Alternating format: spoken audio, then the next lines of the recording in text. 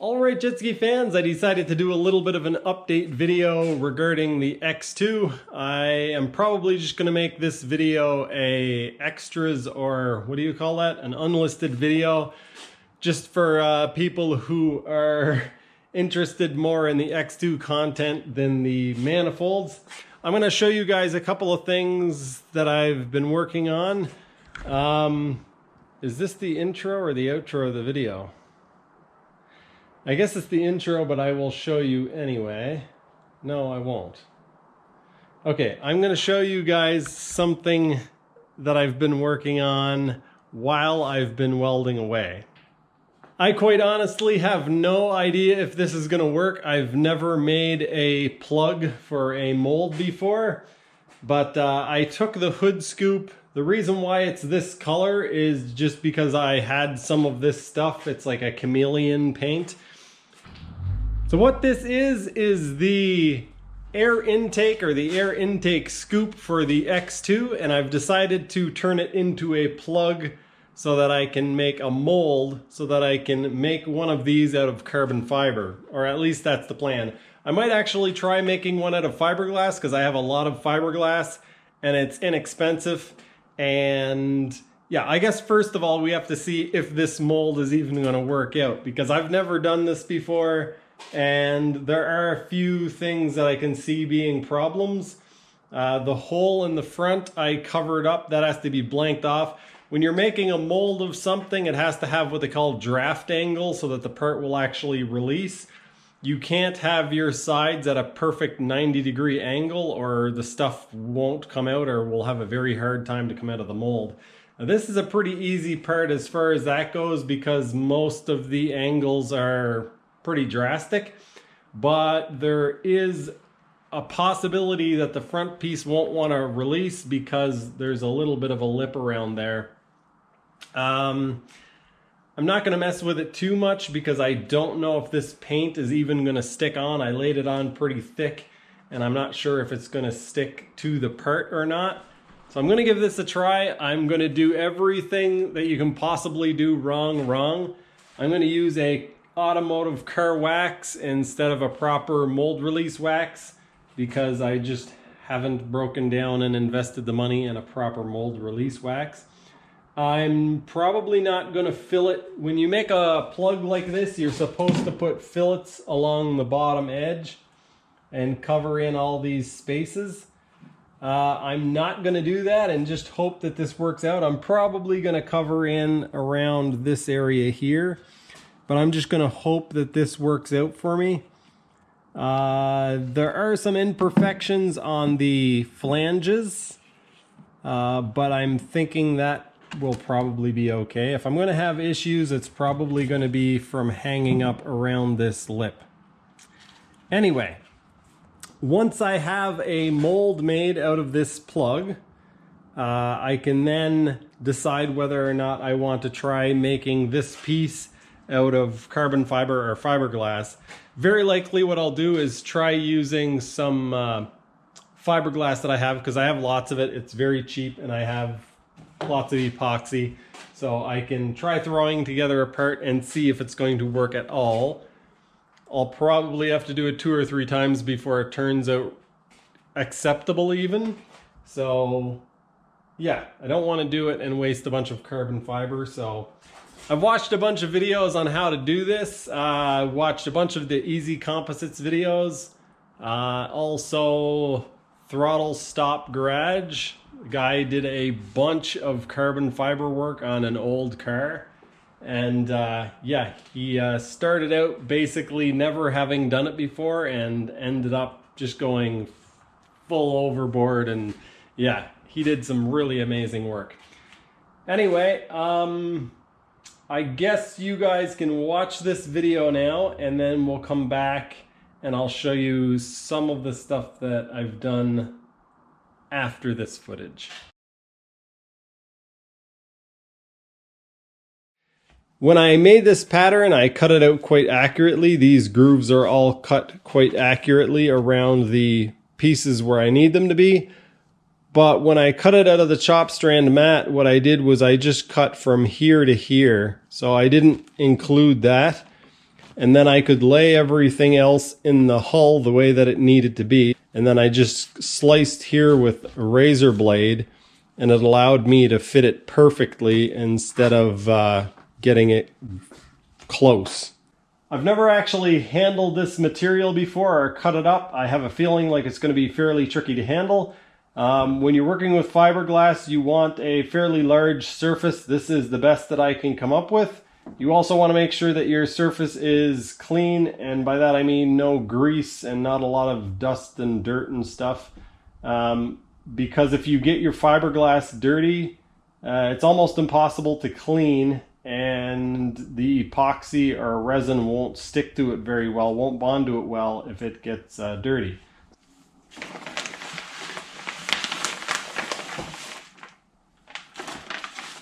Okay, so it has these giant strands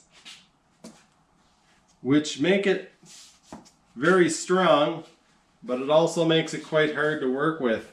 I'd like to do a test in the future and see how strong one of these toes are.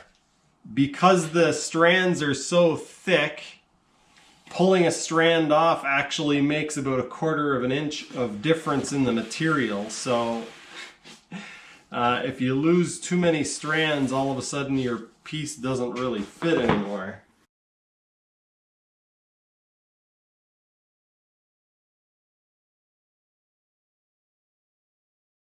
As I was getting ready to set this stuff aside and cut out my next piece, I thought of another little tip that I would share with you guys.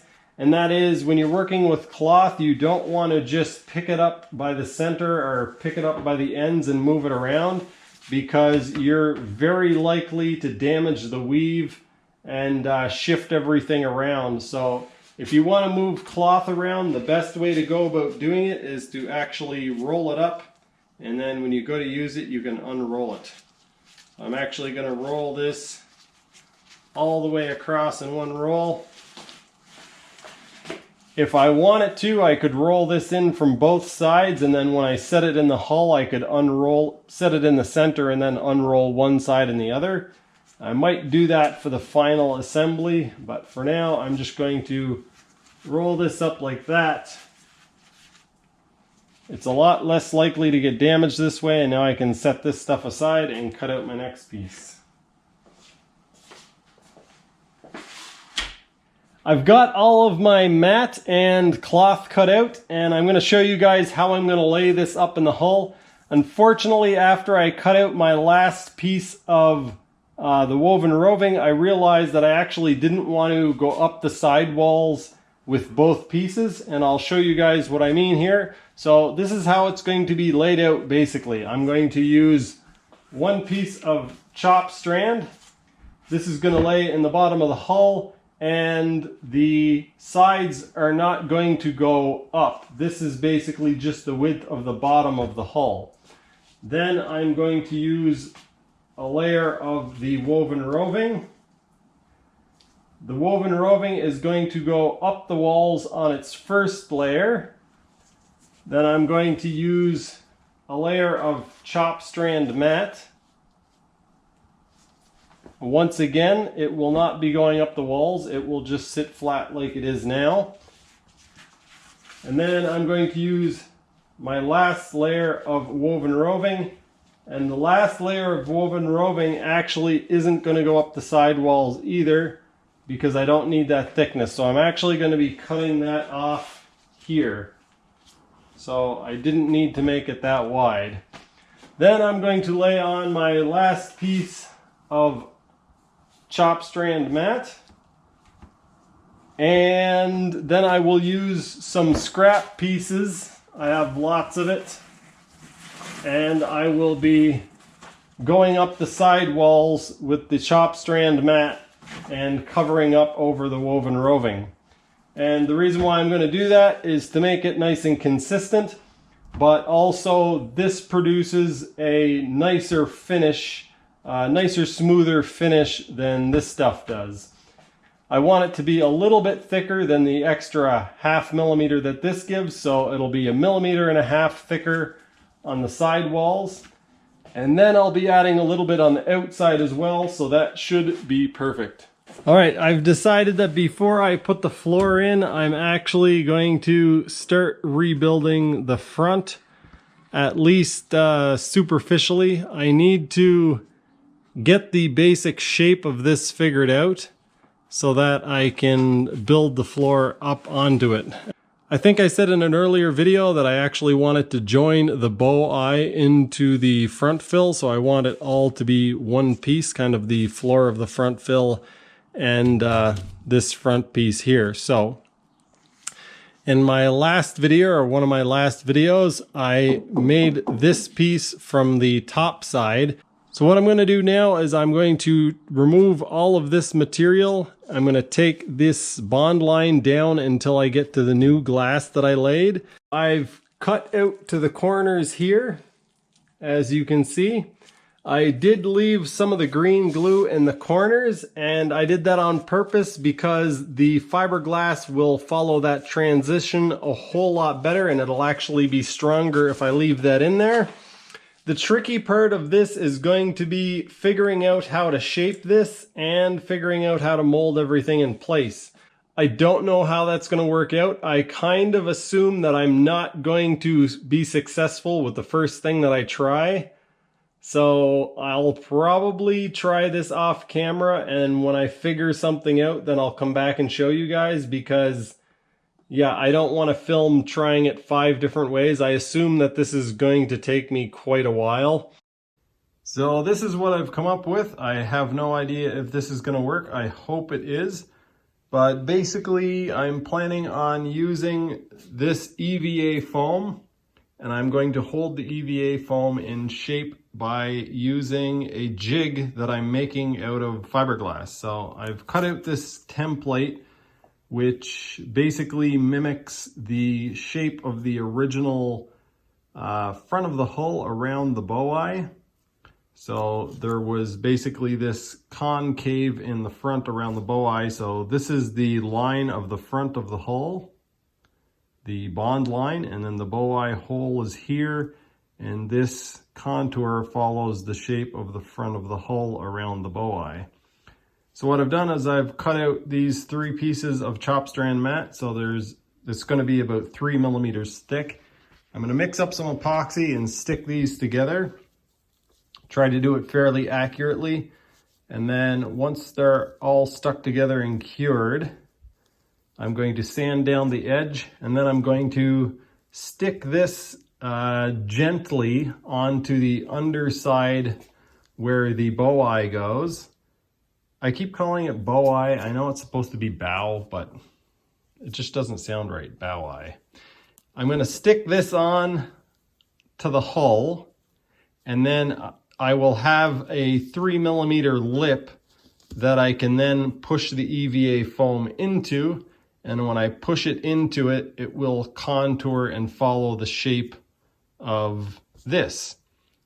And then on the bottom side, I will have to show you guys, but basically I will be sticking it against the front fill on the inside of the front fill, and hopefully that will make this piece of EVA foam conform to the shape. I'm going to share a little bit of a trick with you guys. This doesn't always work. This is a kind of a general rule of thumb. If you're trying to figure out how much resin to use, whether it's epoxy or polyester resin, you can simply weigh out your material. So I have 24 grams of chop strand mat, and so that will absorb about 24 grams of epoxy. So I'm going to mix up 30 because the methods that I'm using of application aren't going to be 100% efficient. I am going to be compressing it together after, so it should work for me. I'm going to mix up 30 grams and we'll see how that goes. This is a pretty good example of the squid boat epoxy not being very good laminating epoxy. I only had 3 pieces of glass to lay up, and you can see this is only the size of my hand. And the last piece that I put on didn't completely wet out because the epoxy just gelled up so quickly. I'm going to send them a message and try to ask them if this is normal or if perhaps there's something weird about my hardener. Also, I'm going to ask them if they do their 2-to-1 ratio by weight or by volume. So now what I'm going to do, I'm going to place this aluminum bar on top of this, and then I'm going to try to find some really heavy stuff. I was just going to use a lead block, but I'm probably going to use as much stuff as I can because this stuff is already starting to set up and I want it to compress down so that it's nice and even. All right, I have a pail of oil, which is about 40 pounds, and then another 10 pounds of lead weight on top of that. I'm going to let that sit until it cures and then do the big reveal. All right, I just used some of this West Systems 406 colloidal silica to thicken up some epoxy. You can see this is the consistency now. And the reason why I did that is because I'm going to use this to fill in the joint between the front fill and the cut off part of the hull so that I have a smoother transition. So this area here is basically like a 90-degree angle. All these angles are quite steep. And what that's going to do is it's going to cause the material not to stick in the corner. There's not going to be anything for the material to stick to because it won't bend that sharply.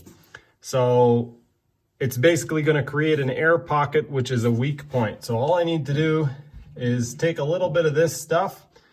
I'm going to do it off camera because it's way too messy, but I'm going to fill in all along here. I'm probably going to have to mix up more and do both sides, but I'm going to fill in the corner here, and then it'll have a nice smooth transition between the floor and these braces. All right, so where that footage left off, I think I had just put in the fillets on the inside of the hull. So let's see if we can get in here and have a look. Where are they? Oh, there they are. Okay, so these are the fillets that I put in. I haven't sanded them or anything, but they are completely hardened up. So that will make the transition a whole lot smoother between these two surfaces. It should work out a whole lot better for laying the fiberglass in there. Got the other one over there. And then the other thing that I did was make this template or guide, and I've just hot glued it in place. I want to be able to remove this afterwards. What I'm doing basically is just while I'm waiting for the welder to cool off, I've been just, spending a little bit of time shaping and sanding and doing a few things. So I have this hot glued in place, and the idea is I'm going to try to put a piece of EVA foam on the back side of this, and basically the top shape will be determined by this part here, and then the bottom part will be hot glued along the back side. And because the EVA foam has a little bit of rigidity to it, but conforms pretty easily, what I'm hoping happens is that I get a nice gradual transition between these two things. If I just use, my cat's complaining because he can't get in and bug me. If I just used a masking tape to go between these two areas, then it would just be a straight line. The tape would just pull in a perfectly straight line, and yeah, that's all you would get. But with the EVA foam, it's going to try, I hope, it's going to try to make a more gradual transition between the two surfaces. So I'm going to give that a try. The worst thing that can happen is that I've wasted a piece of EVA foam and a little bit of fiberglass and epoxy to lie this up. That's not going to be in this video. I'm going to save that for another time because I'm currently trying to get, the exhaust manifold project done. I'm waiting for a tap, and I need some more argon now. Kind of a curious side note that I don't know if I'll mention in the actual video for the exhaust, but I've actually used over 2 pounds of filler rod in the exhaust. So I'll admit when I was wrong. Rick M's was right. These things are actually going to be heavier than a cast iron manifold.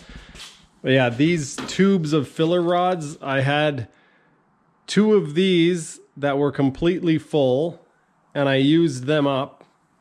A 36-inch filler rod, it's 1 pound per tube. And I used 2 of them up, and then I went and bought some in bulk, so I have 2 kilograms of it that I bought. Anyway, that is coming along nicely, and I'm actually getting a little bit of stuff done here. One thing that I kind of wasn't going to tell you guys about, but I'm thinking about trying to do is I'm thinking about trying to build a carbon fiber or fiberglass ride plate. So I started removing the powder coating off of this yesterday. I don't think I'm going to try to make it real fancy. The idea here would just be to make something that's lighter than this. 4.6 pounds, 2.1 kilograms.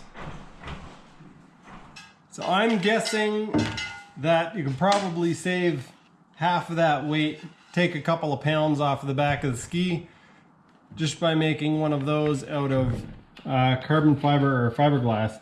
Now, there is kind of a problem or something that I'm not exactly sure how to do, and that is how to exactly mold this. So what I'm going to do is make a copy or a plug of this side of the ride plate, but then I'm not sure how to get the mounting locations and the cross supports fastened in there or in their proper location. So I could make a copy of this side of it, or I can make a copy of this side of it, but I kind of don't know how to do both sides at the same time. So I'm going to do a little bit of research. Maybe somebody watching this can tell me how you would do that. But Zach, I'm looking at you. But I think what I will probably end up doing is making a plug of this side of it, laying it up, and then overbuilding it just a little bit in these areas, and then I can sand it and fit it into place. And then as far as the ribs go, I mean, I can make them however, as long as I don't make them too high and actually contact the pump, that'll be fine. So anyway, I'm not sure if this is actually going to happen. It's just kind of something I've been thinking about.